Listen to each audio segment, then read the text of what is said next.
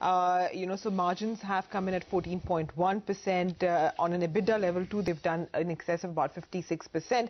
But the story here remains that the plywood business continues to show weakness. Shobhan Mittal, joint MD of Greenply Industries, now joins in on the line from Delhi to try and explain the quarter that went by as well as the outlook for the rest of FY16.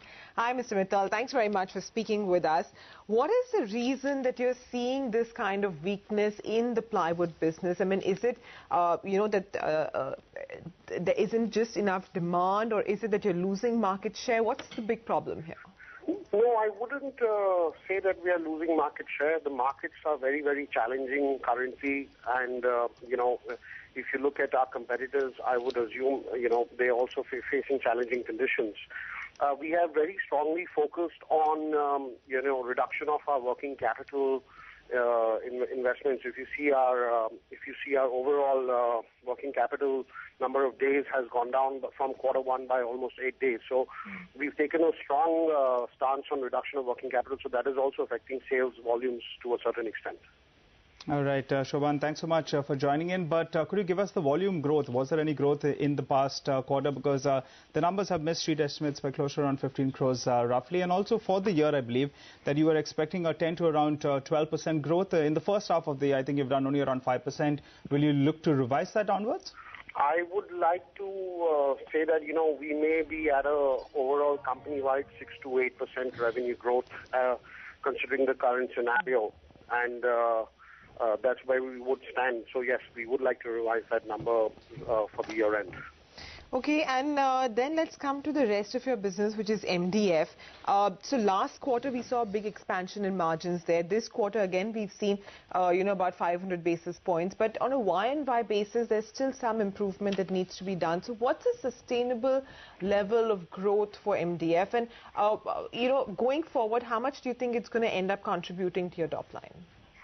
Well, I think, the first quarter generally is better for the MDF business because the raw material costs are lower because these are hot summer months and we get a gain on the moisture quantity in the wood that we purchase. So that is why we have a better margins in the first quarter. I think the current levels are sustainable. We should be looking at EBITDA margins of about 27 to 28% on a year-wide basis. All right, then let's talk about the business that's not doing so well, the plywood business. We have seen, again, on the top line, there's a bit of a cut as well as margin compression as well. I think the EBIT margin is at around 8.5%. Can it get much worse, or is it only going to get better from here? Well, I think the margins should be, they are, if you see the margins have improved on a year-on-year basis to a certain extent. The EBITDA margins have improved on a year-on-year basis. So at a company-wide level, we should see about 100 bips improvement over last year on the margin front. Okay, what about volume growth this quarter? Volume growth, I think about 5 to 6%. Value growth. Okay. Volume growth should be flattish, but revenue growth should be about 5 to 6%. Okay, and any guidance you want to leave us with for FY16? Like I said, the revenue growth, we are looking at about 5 to 6%. EBITDA margin improvement by about 100 bips. Volume growth should be about flattish, MDF should... So you've actually scaled down your revenue guidance for FY16 because I think the last time you had told us about 10 to 12%. Yes, so I am revising that looking at the 6-month scenario. Okay. So we would like to say that overall revenue growth should be anywhere between 6 to 8%. All right, Shobhan, thanks so much for joining in.